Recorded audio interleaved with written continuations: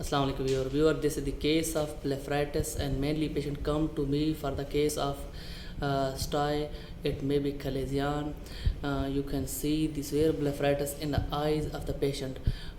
Patient came to me for the treatment of Stye. I will tell you about the Stye. First of all, it is very difficult to differentiate between chalazian and Stye.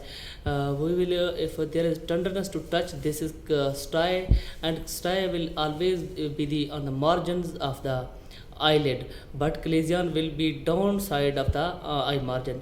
And if there is a hard lump inside the guilty, then it is chalazian. There is no hard lump in Stye. How we will treat this Stye? We will provide hard compresses and we will provide antibiotic ointment, because in this case there is also blepharitis. In this case we will provide blephamide eye ointment and baby jahnson shampoo to decrease the severity of the blepharitis. If we will decrease the severity of blepharitis, then there will automatically Stye or chalazian will recover.